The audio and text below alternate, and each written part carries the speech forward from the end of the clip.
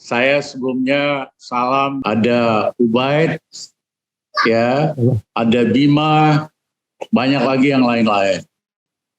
Saya salut di tengah suasana serba cuek, serba nggak peduli, masih ada anak-anak muda yang concern sama masalah dan apa yang harus dilakukan untuk memperbaikinya.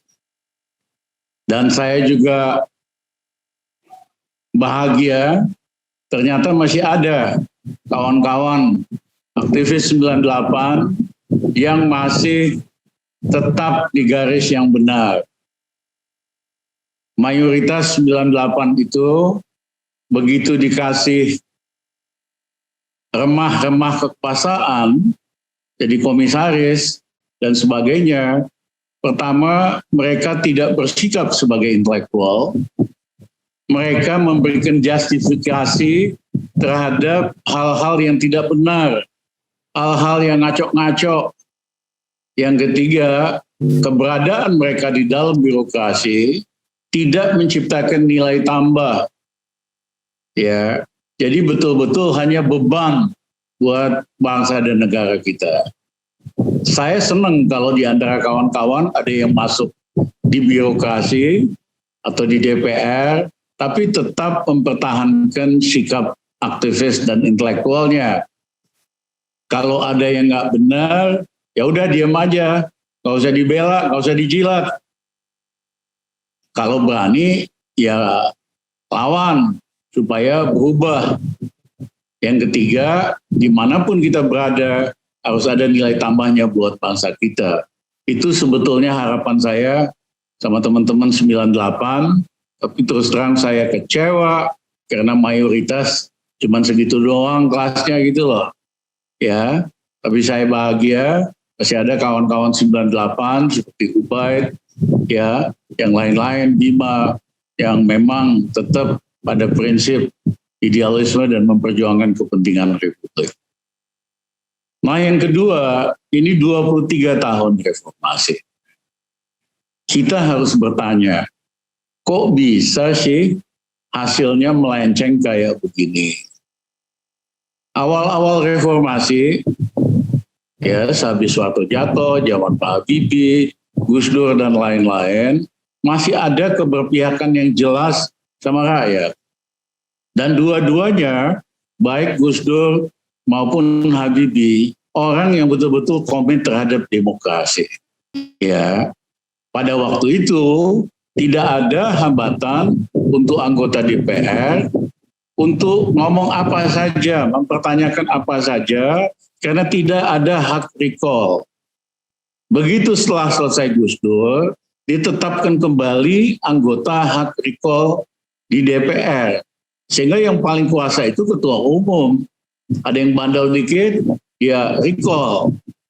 Ya, sehingga sebetulnya tidak perlu anggota DPR segitu banyak, cukup aja istilahnya ketua-ketua partai doang, ya, daripada banyak sikapnya itu kebanyakan seperti PNS, ya, anggota DPR kita hari ini kelakuannya itu kayak pegawai negeri sipil.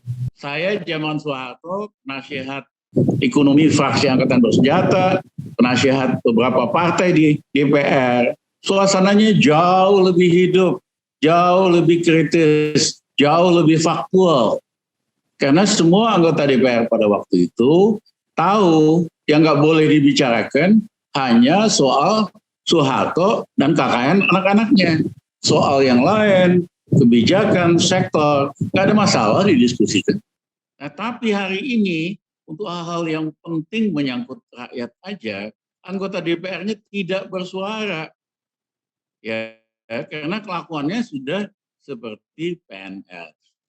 Nah, nanti kita harus coba lagi, kalau barang ini udah selesai, ya, kita kembalikan lagi anggota DPR tidak boleh di-recall, kecuali oleh rakyat di wilayah pemilihan dia.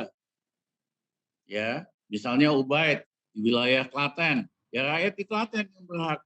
Atau ada kasus kriminal, di luar itu ketua umum tidak berhak merecall anggota DPR, rakyat yang berhak. Itu kita harus kembalikan supaya demokrasi kita itu kembali. Nah, yang kedua adalah ya tadinya dari otoriter kita ubah supaya demokratis, belakangan kembali lagi ke arah otoriter. Dan itu bisa dilihat dari indeks demokrasi yang diterbitkan majalah di Economist, kita makin lama jatuh hampir 30 level di dalam soal demokratisasi. Nah, yang kedua adalah di dalam soal indeks kesejahteraan rakyat, Human Development Index, itu indikator yang paling benar, bukan GDP. Ternyata indeks manusia kita juga rendah sekali, termasuk di dalam pendidikan. Malu nggak tuh? Menteri Pendidikan yang saya pikir hebat tadinya, nggak ada rencana tuh. Apa rencananya? Apa game plan-nya? Kagak ada. Ya, jadi betul-betul terjadi degradasi di dalam soal kepemimpinan. Nah, yang ketiga yang paling berbahaya, demokrasi kita berubah jadi demokrasi kriminal. Untuk jadi anggota DPR perlu 5 miliar, buat bupati perlu 20 sampai 60 miliar, gubernur seterusnya. Sehingga yang kuasa ini sebetulnya bandar. Ya.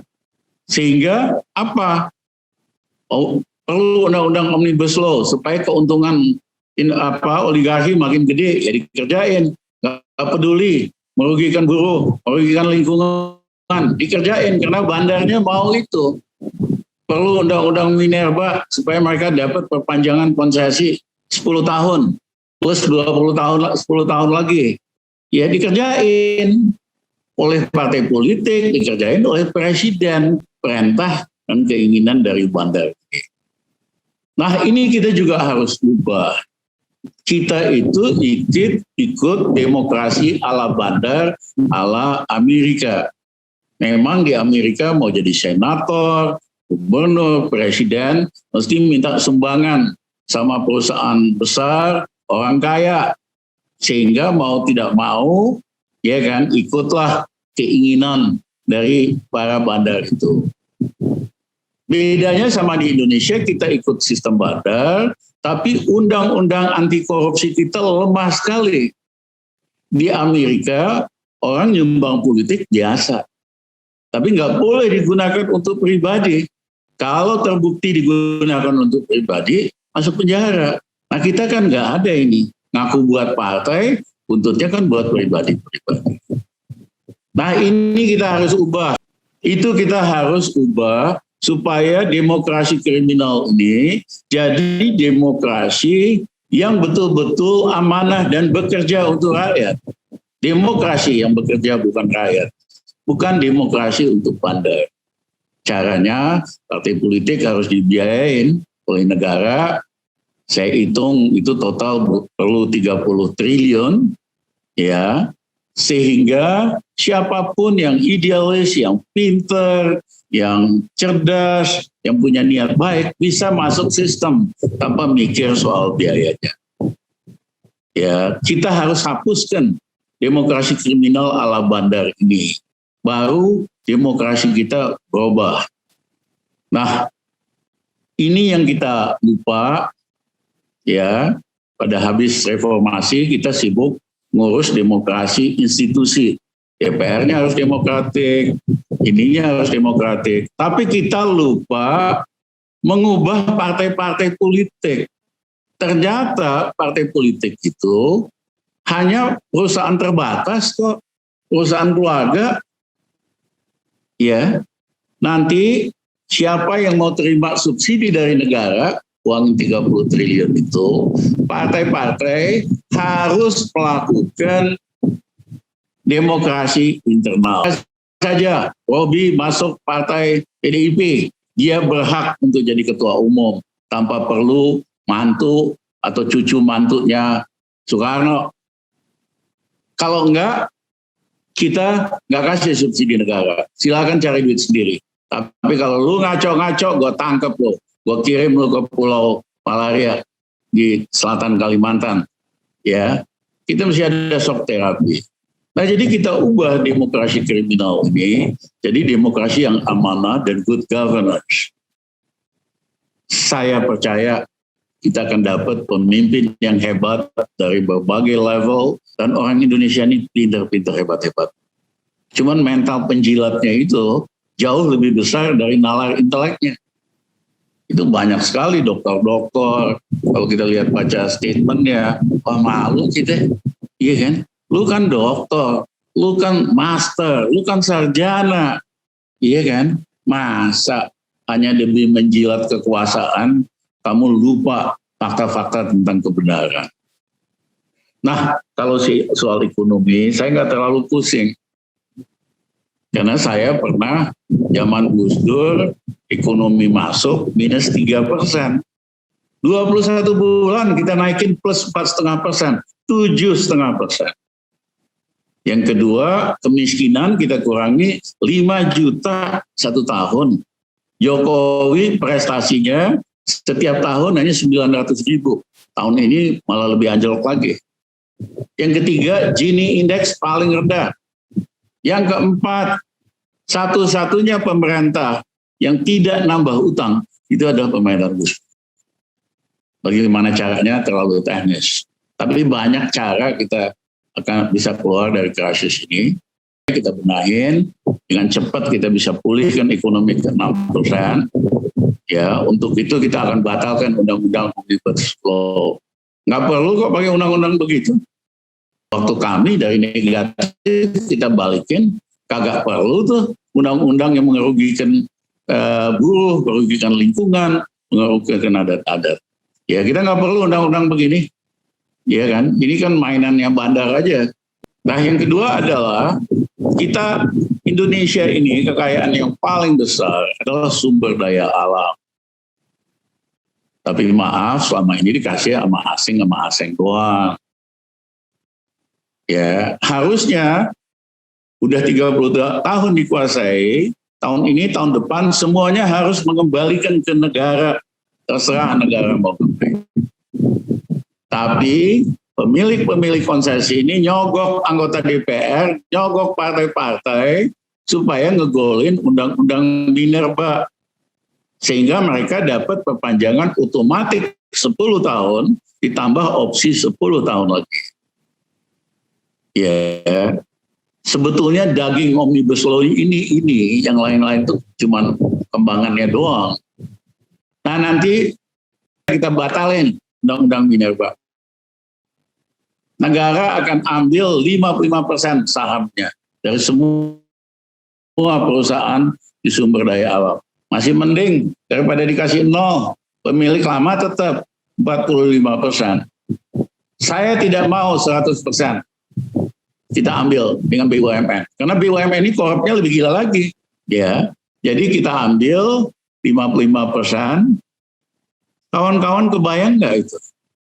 Ubaid, Jima. Kalau kita ambil kepemilikan 55%. Kita nggak usah budget defisit lagi. Ya, karena sumber daya yang paling kaya kan sumber daya alam. Yang ketiga soal hutang, ada caranya. Ya, zaman saya Menko Gus Dur, Jerman itu kritik terus. Dia bilang Indonesia perusak lingkungan hidup, perusak paru-paru dunia. Akhirnya saya ketemu sama Menteri Keuangan Jerman. Saya bilang jangan gitu dah, kita win-win solution. Saya sediakan 300.000 hutan di Kalimantan untuk dikonservasi, tapi kamu potong hutang Indonesia, pokok dan bunganya $600 juta. Dan kita setuju untuk 5 tahap. Total kita sediakan hutan untuk dikonservasi $1,5 juta, $1,5 juta hektar, kita dapat potongan hutang $3 miliar. Dilakukan itu. Cuman 1 tahap aja karena Gus Dur jatuh. Tapi itu adalah debt to nature swap yang pertama di dunia. Indonesia yang kerjain. Ya kita tukar utang dengan lingkungan hidup. Nah kemarin hari ketiga Lebaran saya didatengin beberapa bule-bule, datang, ya kan? Dia tanya, salah satu saya bilang kalau lu mau bantu Indonesia, kita tukar nih. Isu lingkungan hidup kan sekarang nomor 1 di dunia. Ya, kita siapin 30 juta hektar hutan untuk dikonservasi. Tapi kita minta lu potong utang kita 60 miliar dolar. Dia bilang, this is a very interesting idea, Dr. Ramli. My friend John Kerry would love to hear this. Teman gua si John Kerry, ujung tombak dari kabinet Biden soal lingkungan hidup, dia pasti senang banget nih.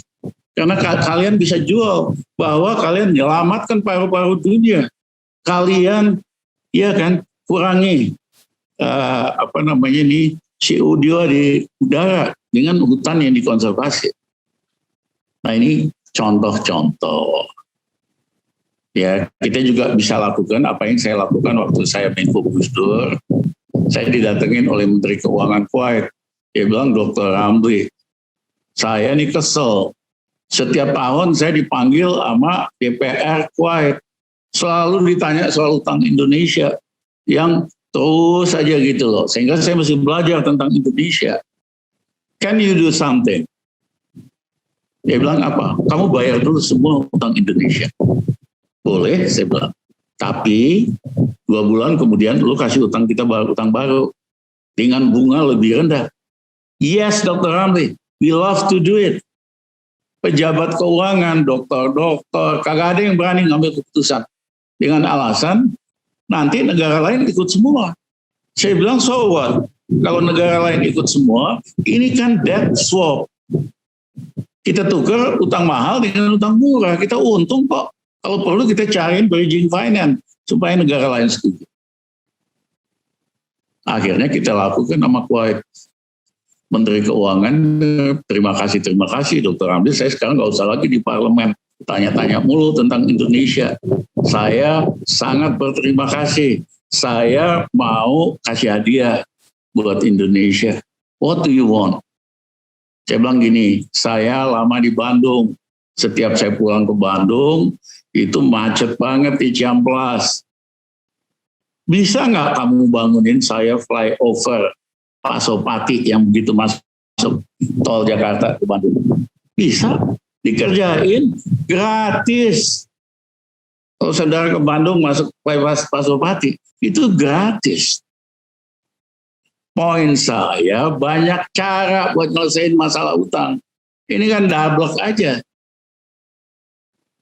Ya, yang ketiga, saya nggak usah ceritain karena confidential. Saya ketemu satu gubernur bank sentral, negara besar lah, sebelum COVID.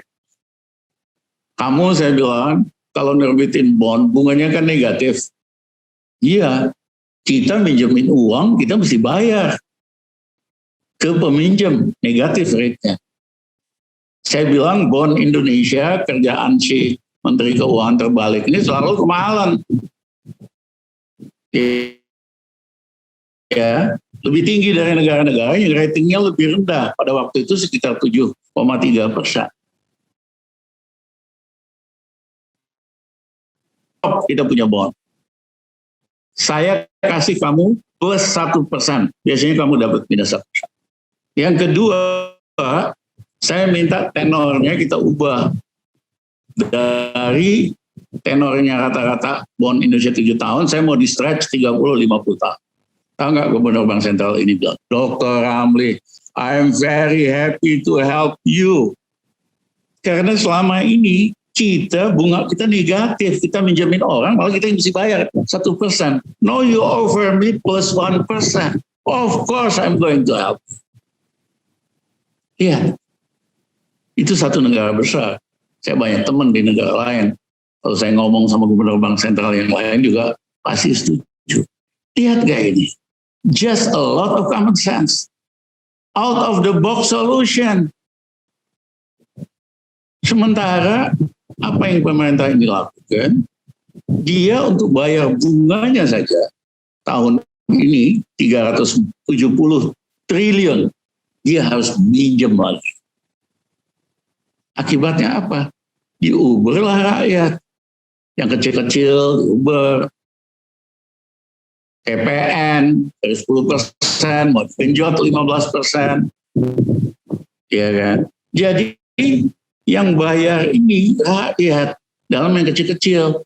BPJS dinaikin, kayak kagak kreatif sama sekali, ya kan, dan sebagainya dan sebagainya. Nah belakangan ada ide lebih gila lagi, yaitu amnesti, tax amnesti yang kedua. Yang pertama aja gagal, targetnya itu bisa masukin sekian ratus triliun, ternyata nggak sampai. Yang kedua, harusnya beberapa orang harus bayar penalti, kagak pada bayar, jadi alat negosiasi. Ini baru 2 tahun, mau bikin lagi tax amnesty 2. Ya, saya nggak tahu Bima pendapatnya apa, baik dan lain-lain. Tapi saya curiga, karena duit korupsi rejim ini banyak banget. Uang jorok, uang korupsi, kamu taruh di luar, macam-macam, kamu buka window amnesti 2. Waduh, ini perampokan canggih banget nih.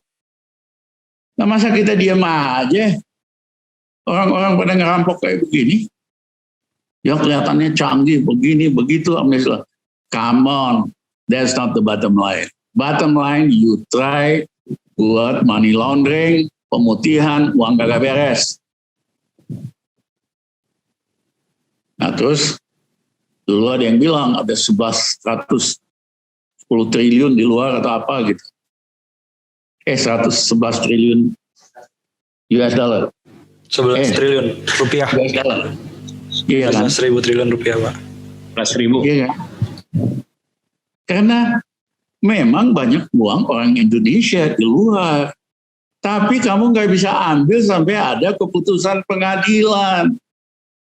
Jadi walaupun negara ini setuju kasih data, kita tidak punya hak ambil itu uang sampai ada keputusan pengadilan. Uangnya Soeharto kayak atau Taipan siapa kayak yang nggak bayar pajak kayak kita adili, baru kita punya hak buat ambil itu uang. Nah nanti kalau barang ini udah selesai, kita bikin zaman begitu Soeharto naik kan dibikin Mabilu buat tahanan PKI. Kita nanti bikin Mabilu untuk kejahatan finansial. Iya kan? Cepat, yang penting 2 bulan ada keputusan. Hari ini sebetulnya kita bisa minta sama apa itu yang monitor uang itu. PPATK. Dia punya power untuk bisa ya kan minta data aset finansial dan non finansial siapa aja di seluruh dunia. Ini kan banyak nih yang nilep Jiwasraya, yang nilep Asabri. Dia bisa minta ke seluruh di dunia. Saya minta maling-maling Jiwasraya ini data finansialnya apa aja, non finansial di luar negeri, aset fisik. Bisa dapat. Iya kan? Jadi nih banyak lah yang kita bisa benahin, dan saya percaya banyak anak-anak Indonesia yang pintar-pintar, yang hebat-hebat.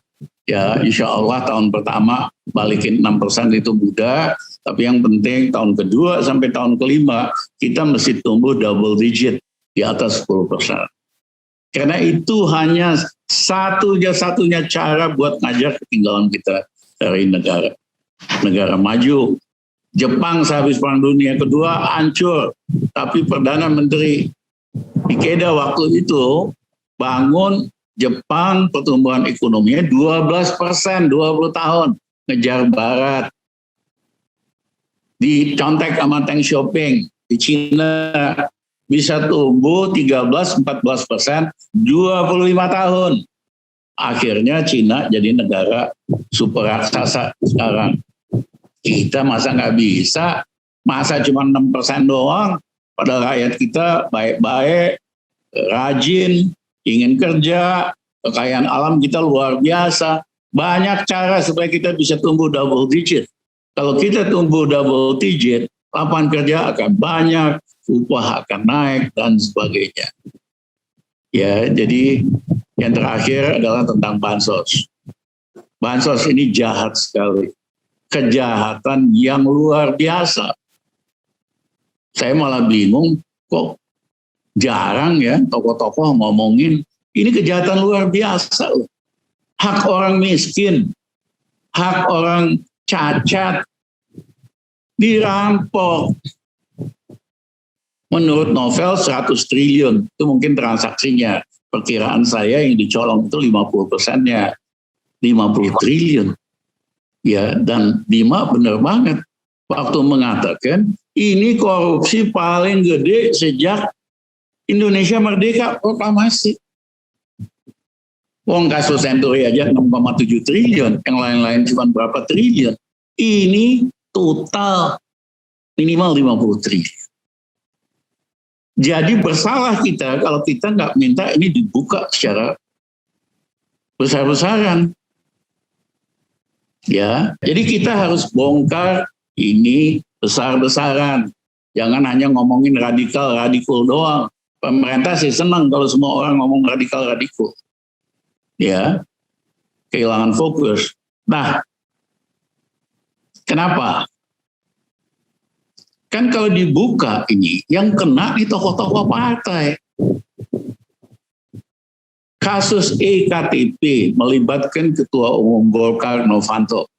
Begitu dibuka sama KPK habis-habisan, apa yang terjadi? Novanto harus mundur jadi Ketua Umum Golkar, harus mundur jadi Ketua Umum Ketua DPR, masuk penjara. Ini kalau dibongkar yang betul, bisa jadi terjadi Novanto 2, cuman partainya aja beda.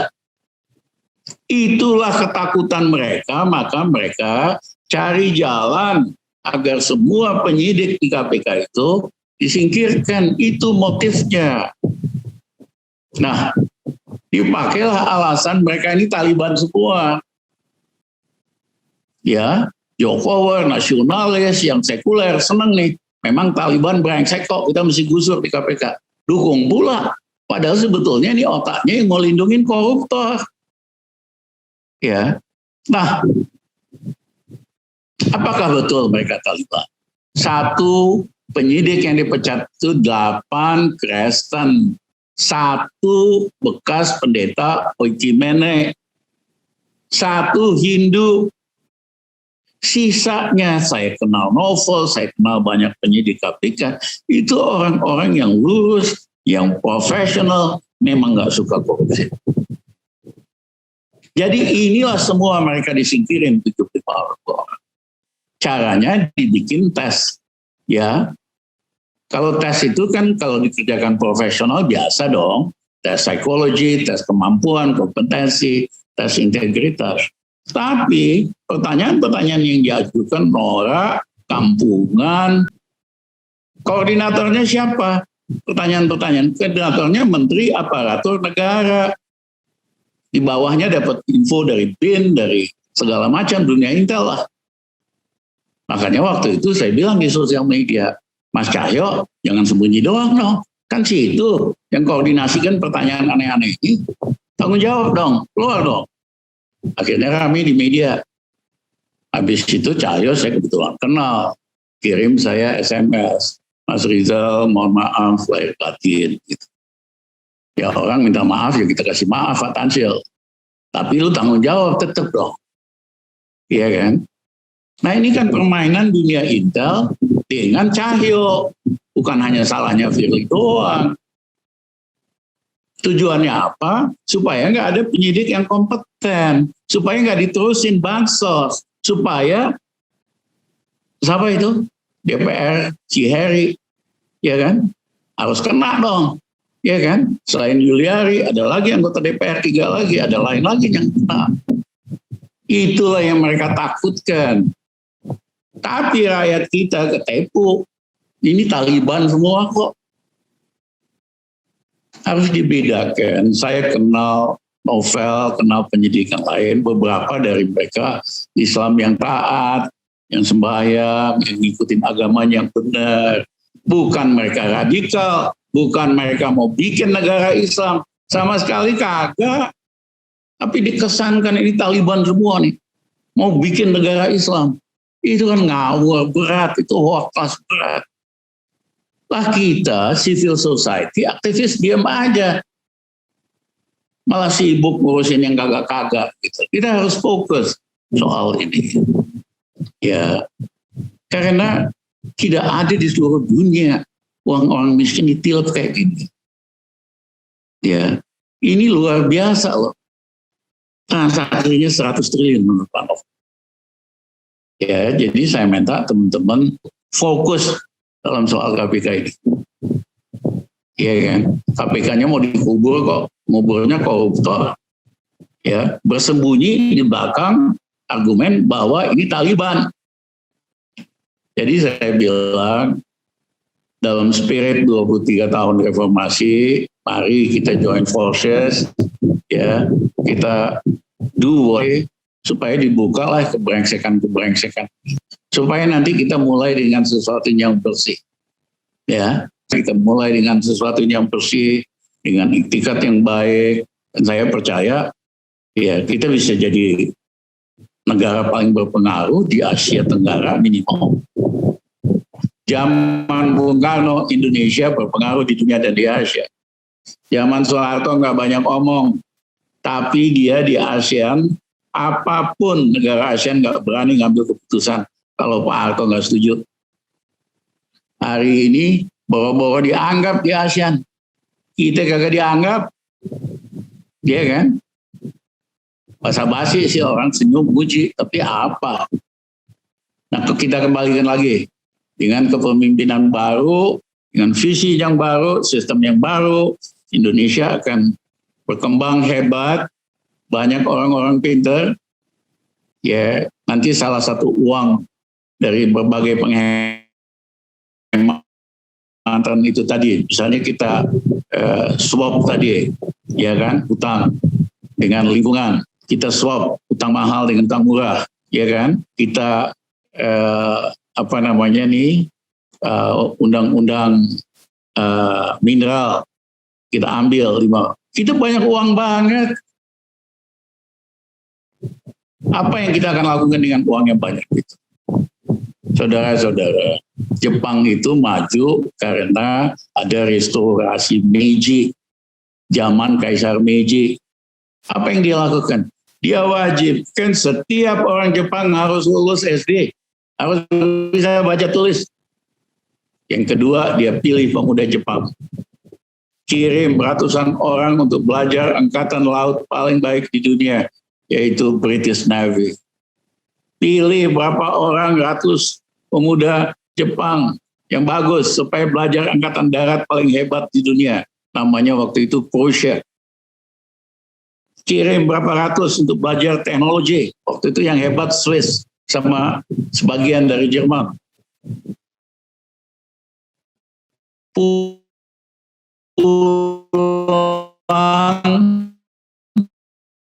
Anak-anak muda ini jadi 1900 awal. Tidak pernah bangsa Asia bisa mengalahkan bangsa Barat.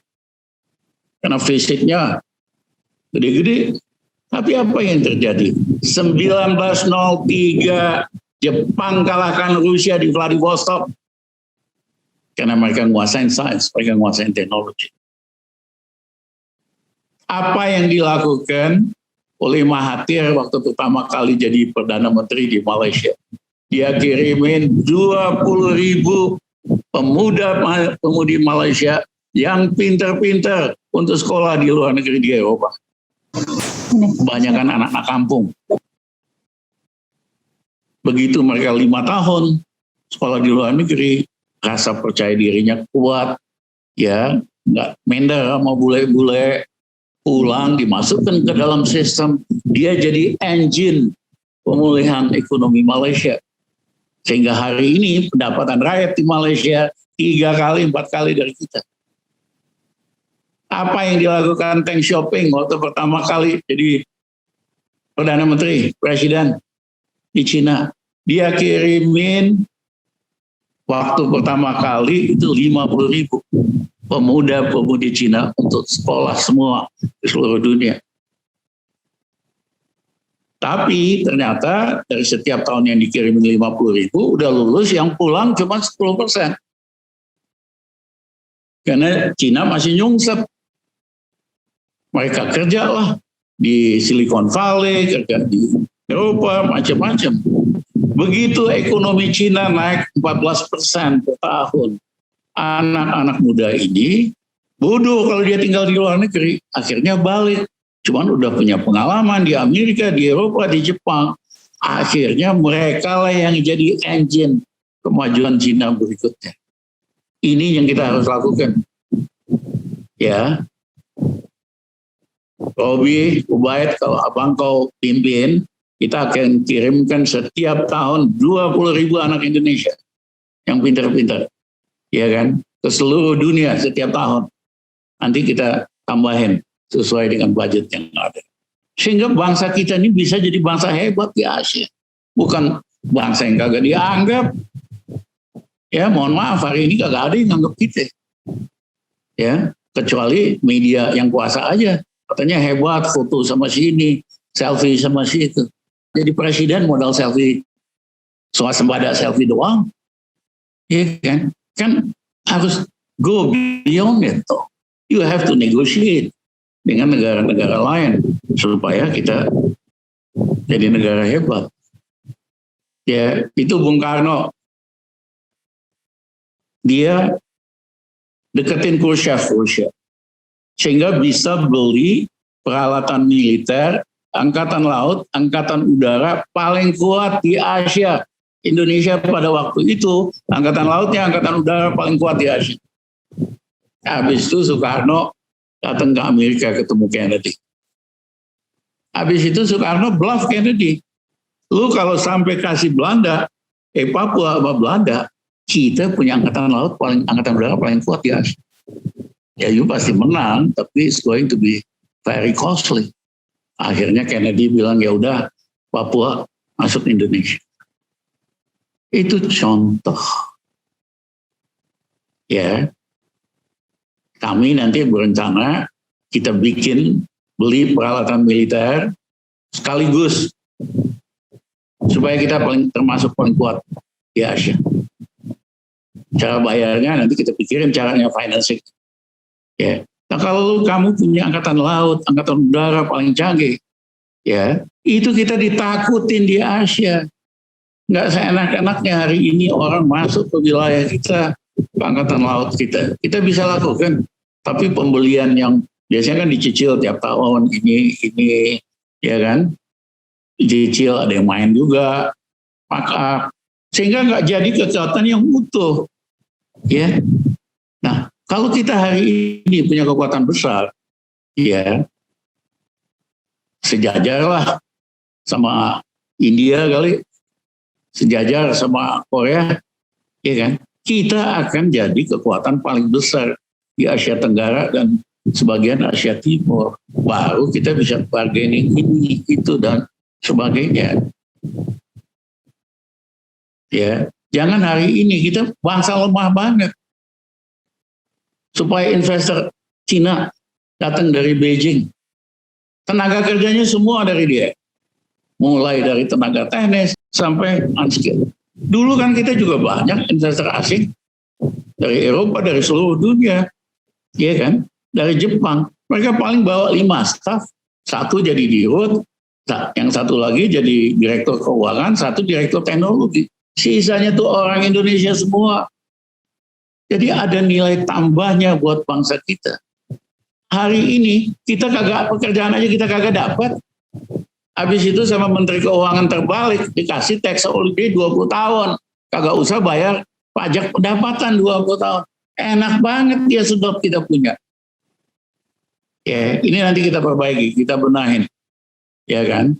Terlalu banyak orang yang tidak nasionalis, yang cuman demi koceknya aja dia berbuat yang merugikan bangsa kita. Nanti kita ubah. Terima kasih Robi, saya rasa saya udah kepanjangan. Terima kasih. Siap, kita berikan aplaus yang meriah untuk Bang Rizal. Biasa Bang memberikan ice break kepada kita semua terkait dengan kondisi yang ada serta informasi yang begitu banyak. Dan jujur Bang, ini kita semua pasti terheran-heran dengan yang Abang sampaikan, terlebih lagi apabila kita dikait-kaitkan dengan Indonesia di mata dunia atau di forum dunia gitu. Tidak ada yang menganggap itu menyakitkan Bang, tapi memang lebih menyakitkan apabila dana bansos dikorupsi Bang, itu luar biasa. Robi, saya mau tambahkan sedikit. Ya, silakan Bang. Ini isu radikal kan sengaja digedein terus dipelihara. Tujuannya apa? Satu, pendukung ini, terutama yang Islam abangan, nasionalis, minoritas, senang banget dengan itu. Mereka jadi super militan. Kalau ditakut-takuti bahwa Indonesia akan dikuasain oleh Islam radikal, akan jadi ISIS, akan jadi whatever lah, ya kan? Sengaja ditakut-takutin, jadi pendukungnya jadi militan. Dia nggak lihat lagi fakta yang benar, argumen yang benar. Yang penting ini Islam radikal, ini Taliban. Yang kedua, teknik untuk terus-menerus memompa Islamophobia ini dimaksudkan untuk cari financing. Yang punya uang kan kebanyakan teman-teman ini ya nyumbang terus supaya terus nih pelihara buzzer, influencer yang terus ngegedein Islamophobia. Nah kita kepancing sama agenda gini. Ya kan? Jadi kita ikutin gendangnya mereka, ini yang mereka mau. Sehingga bisa raise money buat dukung gerakan Islamophobia. Nah yang ketiga, dengan ngemainin isu radikal-radikal ini, itu memberikan image internasional bahwa di Indonesia yang merusak itu, yang mengganggu itu adalah Islam garis keras. Kesimpulannya apa? Kalau begitu, yang sekarang kita dukung aja. Dia bagus kok buat ngerem perkembangan Islam garis keras. Ngerti nggak? Ini kita harus ubah. Ya, bahaya kita hari ini adalah RRC, adalah Beijing. Kalau kita naikin ini, ya kan, tabir Islam radikal itu bubar. Ya, jadi makanya saya nulis, bukan hanya di Indonesia, saya nulis. Ya, hari Kamis kemarin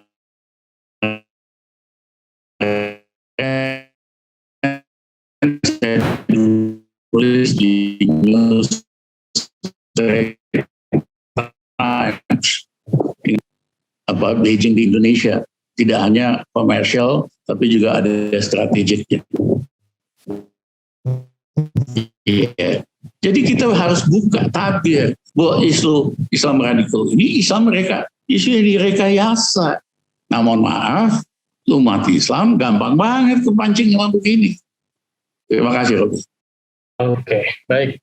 Izin Bang, ada pertanyaan yang sudah masuk ke saya Bang untuk Bang Rizal. Pertama Bang, ini pamungkas sepertinya sebenarnya pertanyaan ini. Jadi menurut Bang Rizal, apakah pemerintahan saat ini mampu keluar dari resesi dan juga kemelut ekonomi lainnya Bang menurut Bang Rizal? Monggo Bang dijawab terlebih dahulu. Robi, tes kepemimpinan itu justru terjadi pada saat krisis. Are you a true leader or you are not? Kalau kondisinya normal, anybody can be a leader. Saya berikan contoh. Presiden yang paling hebat di Amerika namanya Franklin Delano Roosevelt. Dia jadi presiden tahun 20. Lagi resesi luar biasa. Ekonomi Amerika baru nomor 7 pada waktu itu. Roosevelt kepilih, dia balikin ekonomi Indonesia, dia pulihkan dengan cepat. Bahkan jadi nomor 1 di dunia. Pekerjaan banyak banget. Kenapa? Karena Roosevelt itu handicap polio, kakinya cacat. Ya jalan aja susah. Ya waktu muda dia belajar jalan kaki 20 meter aja jatuhnya 50 kali. Tapi dia orang yang tidak pernah menyerah, bangun lagi. Ya kan? Waktu kampanye dibikinin mobil khusus yang ada cuma satu aja, rem sama gas satu aja. Ditutup sama convertible supaya orang nggak tahu bahwa dia cacat. Dia dari mobil aja tuh keliling nyetir sendiri. Orang yang nggak pernah menyerah.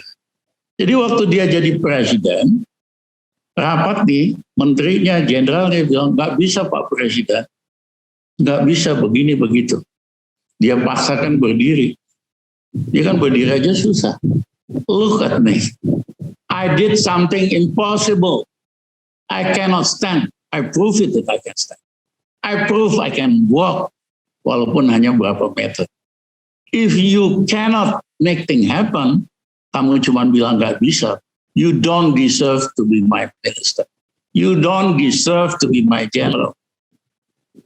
Akhirnya apa? Yang tinggal orang-orang yang juga akhirnya hebat. Itulah yang menjelaskan kenapa Amerika bisa menang perang dunia kedua. Ya, dia nggak bisa terima, tidak bisa. Harus bisa. Kalau enggak, you are not worth it. Jadi tiba-tiba auranya berubah. Orang di sekitar dia tuh orang yang optimis, yang bisa. Oke, ini jawabnya ngeles mulu. Ngeles bipang lah, ngeles apa yang gak lucu-lucu itu. Iya kan? Nah, yang kedua adalah waktu krisis tahun 98. Kan semua negara kena, Korea kena, Thailand kena, Malaysia kena, Indonesia. Belum apa-apa udah minta tolong IMF, dikerjain. Mahathir diberi nasihat oleh wakil gubernur Bank Sentral Malaysia, perempuan, namanya Dr. Zeti. Dia kasih tahu sama Mahathir, jangan ikut IMF. Kalau ikut IMF, mata uang ringgit anjlok, ekonomi anjlok. Akhirnya terjadi kerusuhan. Pak Mahathir jatuh. Dia bikin program sendiri, capital control, ya kan? Akhirnya mata uang ringgit sama sekali tidak bergerak, stabil, ekonominya tetap tumbuh 6,5%, tidak ada kerusuhan, Mahathir tetap jadi perdana menteri. Yang kedua Korea, ya, di situ salah satu masalah konglomerat Korea utang dari bank luar negeri banyak banget. Presidennya bekas tokoh oposisi, namanya Kim Dae-jung. Dia teng-teng terus 100 konglomerat Taipan, Korea yang paling banyak utang, dia teng-teng ke New York. Dia minta tolong sama Gubernur Bank Sentral Amerika, Alan Greenspan. Dia minta tolong sama teman saya, Bob Rubin, Menteri Keuangan. Panggilin bank-bank yang kasih kredit sama Korea. Suruh duduk di satu hotel. Diskusi dengan Taipan Korea. Loan workout, artinya restrukturisasi hutang. 2 minggu selesai, hutangnya rata-rata Taipan Korea di-stretch, di-restructure. Sejak itu ekonomi Korea langsung bangkit. Kita intelektualnya belum apa-apa minta tolong sama IMF. Ya, saya ingat almarhum Mugiono cerita sama saya, Mas Rizal, saya lakukan kesalahan paling besar dalam karir saya, yaitu saya dibujuk sama Profesor Wijoyo untuk meyakinkan Pak Harto tanda tangan kesepakatan dengan IMF. Padahal saya nggak ngerti ekonomi. Tapi Pak Harto, kalau saya bilang enggak, ya Pak Harto juga banyakkan dengerin pendapat saya. Akhirnya dia berdua yakinin Soeharto buat tanda tangan. Soeharto tanda tangan, padahal ada 160 persyaratan IMF yang nggak akan mungkin dilaksanakan. Akhirnya kesimpulannya Soeharto ya one prestasi kesepakatan IMF nggak bisa dilaksanakan. Yang memang dari awal dirancang nggak bakal tercapai. Bayangin 160 tindakan yang harus dilakukan dalam waktu 3 bulan. Ya dalam kondisi normal aja sulit. Apalagi nggak normal. Akibatnya image-nya Soeharto one prestasi sama IMF. Mata uang rupiah langsung hancur dan seterusnya. Jadi kamu lihat tadi Ricky. Korea, krisis.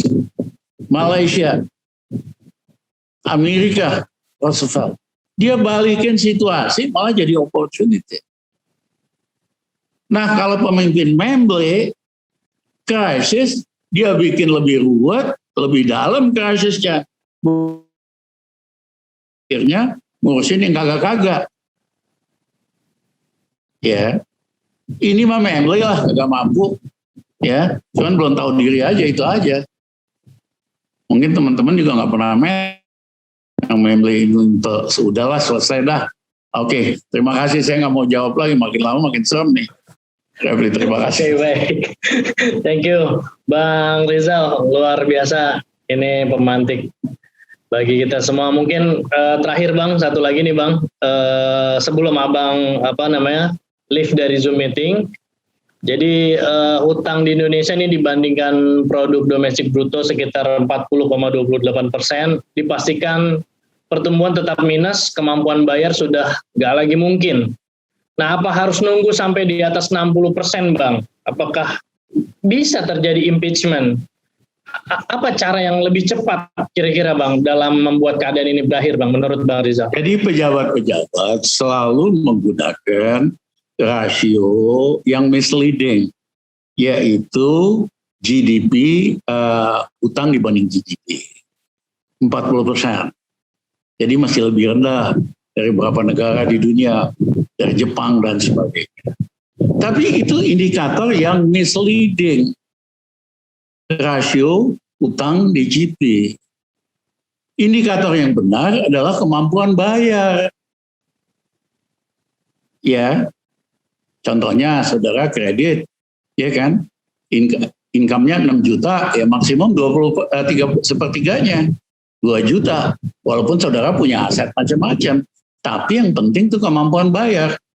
Ya nanti nggak bisa bayar, baru aset saudara disita. Nah ini kan sama.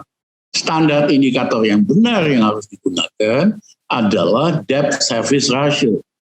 Berapa cicilan hutang dibandingkan dengan ekspor. Logis dong. Kalau ekspornya bagus berarti kita bisa bayar. Nah kalau angkanya di bawah 20% itu aman. Tapi kita ini udah 36%. Udah bahaya. Ini nggak pernah diomongin. Nah yang kedua adalah net possession of asset. Jepang punya investasi asing di luar negeri dan macam-macam aset. Total net asetnya itu lebih dari 3 triliun US dollar. Dia ngutang berapa aja, nggak ada masalah. Apalagi Jepang ngutang 90% dari orang Jepang sendiri, lembaga Jepang. Sehingga nggak terganggu dengan fluktuasi nilai tukar. Ya jangan ngomong sama Amerika. Amerika tuh kapan aja bisa nyetak US dollar, jual di luar negeri. Karena dia negara adidaya. Tapi kalau nanti Amerika bukan negara adidaya, dolar nggak ada nilainya. Ya. Indonesia bagaimana? Berapa net asset position Indonesia? Negatif sekian ratus juta US dollar. Lah kok bandingin sama Jepang, so jago, bandingin sama yang lain, Malaysia, bandingin sama Singapura. Singapura investasi di luarnya gede banget. Ini nih double, tapi so jago gitu loh. Jadi rakyat dibodohi dengan cuma ngomong rasio utang ke GDP. Itu nggak penting. Yang ketiga adalah posisi dari primary balance. Artinya apa? Budget itu indikator dasarnya namanya primary balance. Kalau positif bagus, berarti kita bisa bayarin utang kita. Tapi kita udah berapa tahun ini negatif. Artinya untuk bayar bunga hutang aja kita masih ngutang. Ini kok Sri Mulyani nggak pernah jelasin. Dampaknya apa? Dampaknya disedot likuiditas. Ya, kelihatan. Pertumbuhan kredit dari bulan Juni sampai bulan Maret negatif. Bulan Maret kemarin negatif 3%. Artinya apa? Uang yang ada aja disedot sama Sun. Ya, itulah yang menjelaskan kenapa rakyat kita sengsara. Kenapa di pasar-pasar di ini nggak ada uang. Karena uang yang ada aja disedot. Kalau normal pertumbuhan kredit itu harusnya 15% satu tahun. Kita bisa capai 6%. Hal yang basic ini aja banyak yang pejabat kita pura-pura nggak ngerti. Ngibulin wartawan mulu. Coba dijelaskan kenapa daya beli hancur. Tentu karena COVID. Tapi no, bukan hanya itu. Karena uang yang beredar disedot. Itu aja repot. Makasih Robi. Siap, luar biasa Bang Rizal. Sangat mencerahkan bagi kita semua. Dan tentunya ini menjadi malam yang luar biasa Bang. Terima kasih atas sharingnya.